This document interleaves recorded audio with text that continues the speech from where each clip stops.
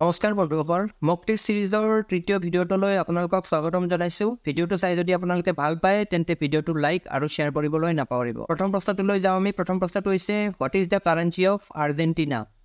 আৰ্জেণ্টিনাৰ মুদ্ৰা কি? আৰ্জেণ্টিনাৰ মুদ্ৰা কি? এনচাৰ হ'ব পেছো। মনত ৰাখিব, পেছো হৈছে আৰ্জেণ্টিনাৰ মুদ্ৰা। Next question, what was India's first national park? ভাৰতৰ প্ৰথম ৰাষ্ট্ৰীয় উদ্যান কি আছিল? ভাৰতৰ প্ৰথম ৰাষ্ট্ৰীয় উদ্যানটিৰ নাম উঠিছে ইয়াতে, এনচাৰ হ'ব জিম কৰবেট নেশ্যনেল পাৰ্ক।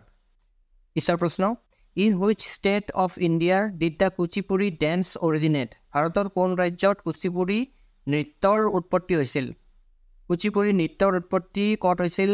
ইয়াৰে উত্তৰ হ'ব অন্ধ্ৰপ্ৰদেশ। মনত ৰাখিব, অন্ধ্ৰপ্ৰদেশত কুচিপুড়ি নৃত্যৰ উৎপত্তি হৈছিল। Next question, how many non permanent members does UN security council have? ৰাষ্ট্ৰসংঘৰ নিৰাপত্তা পৰিষদৰ কিমানজন অস্থায়ী সদস্য আছে?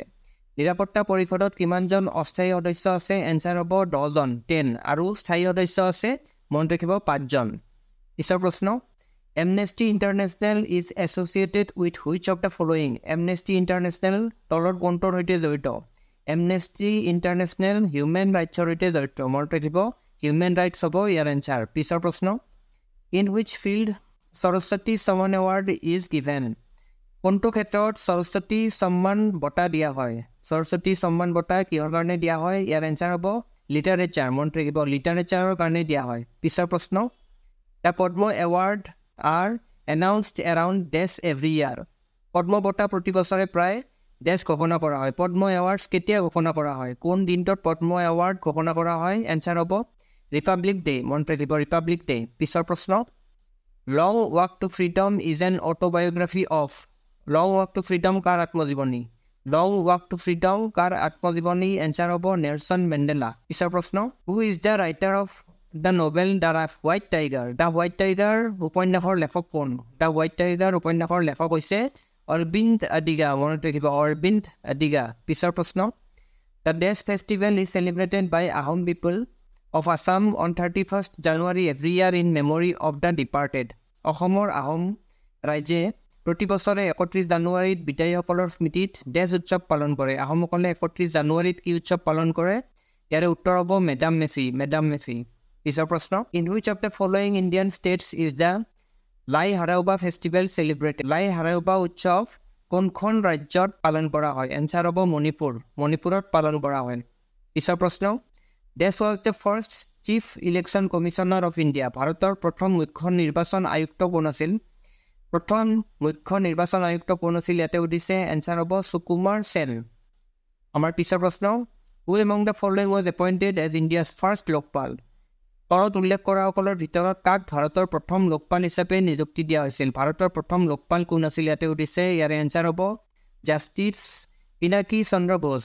জাষ্টিছ পিনাকী চন্দ্ৰ ঘোষ আছিল ভাৰতৰ প্ৰথম লোকপাল। পিছৰ প্ৰশ্ন, was the first recipient of the Jnanpith award? Jnanpith বঁটা প্ৰথমে কোনে লাভ কৰিছিল?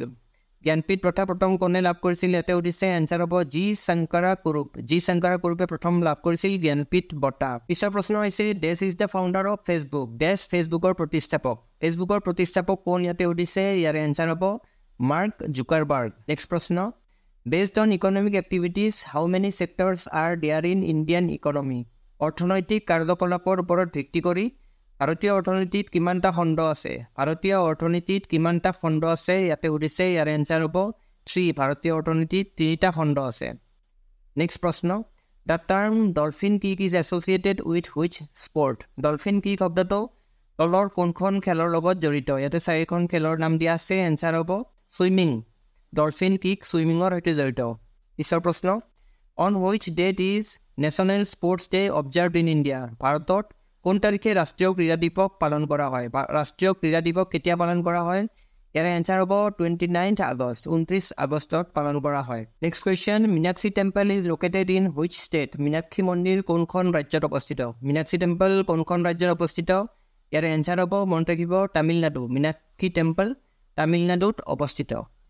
নেক্সট প্ৰশ্ন, the famous Lingaraj temple is situated in which city? বিখ্যাত লিংগৰাজ মন্দিৰ কোনখন চহৰত অৱস্থিত? লিংগাৰাজ টেম্পল কোনখন চহৰত অৱস্থিত? ইয়াৰ এনচাৰ হ'ব ভুৱনেশ্বৰ। লিংগাৰাজ টেম্পল ভুৱনেশ্বৰত অৱস্থিত। বন্ধুসকল ভিডিঅ'টো চাই কেনেকুৱা পালে কমেণ্ট কৰি নিশ্চয় জনাব আৰু এনে ধৰণৰ ভিডিঅ'ৰ কাৰণে চেনেলটো ছাবস্ক্ৰাইব কৰি বেল আইকনটো প্ৰেছ কৰি থ'ব যাতে নতুন নতুন ভিডিঅ'ৰ ন'টিফিকেশ্যনসমূহ আপোনালোকে পাই থাকে। ধন্যবাদ।